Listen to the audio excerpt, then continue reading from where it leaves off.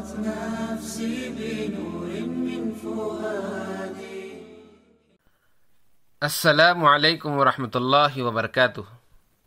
Radio HRDF میں خوش آمدید. کیا آپ نے بنسائی کے درختوں کو چھوٹے گملوں میں اگتے نہیں دیکھا؟ ہم زیادہ تر بڑے درختوں کو بنسائی میں تبدیل کر سکتے ہیں. کم عمر پودوں کو اکھاڑ کر اس کی بڑی اور چھوٹی جڑوں کو کاٹ کر گملوں میں لگایا جا سکتا ہے. چھوٹے گملوں میں پانی اور کھاد ڈال کر اسے ایک چھوٹے گملے والے درخت میں تبدیل کیا جا سکتا ہے. دوسرے درخت جس کی مضبوط شاخیں اور ٹہنیاں ہوتے ہیں اپنے ارد گرد کے لیے سایہ فراہم کرتے ہیں، اچھے پھل پھول پیدا کرتے ہیں اور پرندوں کو گھونسلے بنانے کی اجازت دیتے ہیں. لیکن دوسری طرف بنسائی ایک چھوٹے سے گملے میں نشو نما کو محدود کر کے رکھتا ہے. انسان بھی ایسے ہوتے ہیں. ان میں کچھ لوگ ایسے ہیں جو چھوٹے برتنوں میں بنسائی بن کر سکڑ جاتے ہیں، اور دوسرے وہ لوگ ہیں جو معاشرے میں پھیل جاتے ہیں.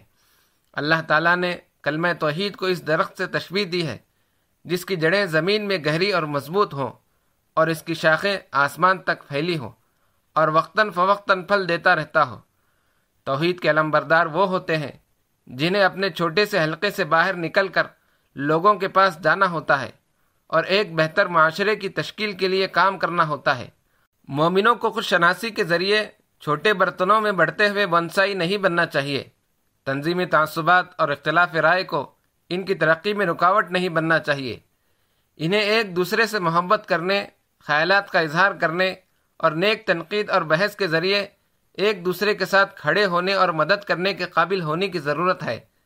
میں اپنے گھر، خاندان، کام تک محدود ہو سکتا ہوں، لیکن مجھے یہ سوچنے کی ضرورت ہے کیا یہی زندگی کا مقصد ہے؟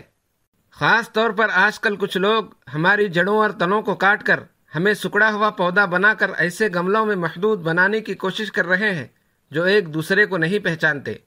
بحری جہاز ساحل پر محفوظ ہے، لیکن اس کا مقصد ساحل پر رکنا نہیں بلکہ تیز ہوا اور لہروں والے سمندر میں سفر کرنا ہے.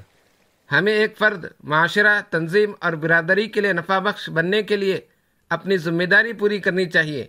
اللہ تعالیٰ سورہ نساء آیت نمبر 75 میں کہتا ہے، تمہیں کیا ہو گیا ہے کہ تم اللہ کی راہ میں ان کمزور مردوں، عورتوں اور بچوں کے لیے جنگ نہیں کرتے جو دعا کر رہے ہیں کہ اے ہمارے پروردگار، ہمیں اس ظالم باشندوں کی بستی سے نکال دے اور ہمارے لیے اپنے پاس سے ہمدرد پیدا کر اور ہمارے لیے اپنے پاس سے مددگار کھڑا کر. لوگ ظلم و تشدد اور ناانصافی کا شکار ہو رہے ہیں. ظالم پر سوال اٹھانے والوں کے گھروں کو بھی توڑ دیا جاتا ہے. بہت سے بے گناہوں کو قید کیا جا رہا ہے. ہمارے ارد گرد ایسے لوگ بہت ہیں جو مدد کے لیے پکار رہے ہیں. اس آیت میں اللہ تعالیٰ ان غیر فعالی اور بے حس لوگوں سے سوال کر رہا ہے جنہیں آنسو پوچھنے اور بے بس لوگوں کا سہارا بننا چاہیے. جانیے کہ ہمیں اس کے جواب میں کیا کہنا ہے. اس سے قطع نظر کس کی کیا حدود ہیں، ہمیں اس بات کی اجازت نہیں کہ ہم مردہ ہو جائیں.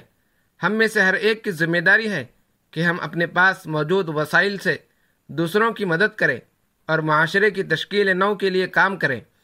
حضرت ابو موسیٰ اشعری رضی اللہ تعالیٰ عنہ روایت کرتے ہیں، رسول اللہ صلی اللہ علیہ وسلم نے فرمایا، ہر مسلمان پر صدقہ کرنا ضروری ہے. لوگوں نے پوچھا، اے اللہ کے نبی، اگر کسی کے پاس کچھ نہ ہو؟ آپ صلی اللہ علیہ وسلم نے فرمایا، پھر اپنے ہاتھ سے کچھ کما کر خود کو بھی نفع پہنچائیے اور صدقہ بھی کریے. لوگوں نے کہا، اگر اس کی طاقت نہ ہو؟ فرمایا کہ پھر کسی حاجت مند فریادی کی مدد کرے. لوگوں نے کہا، اگر اس کی بھی سکت نہ ہو؟ فرمایا پھر اچھی بات پر عمل کرے اور بری باتوں سے باز رہے. اس کا یہی صدقہ ہے. کیا یہ حدیث نبوی مومن کے اعمال اور سماجی ذمہ داریوں کی طرف اشارہ نہیں کرتی؟ بنسائی مت بنو، بڑا مضبوط درخت بنو. نفسي بنور من فؤادي.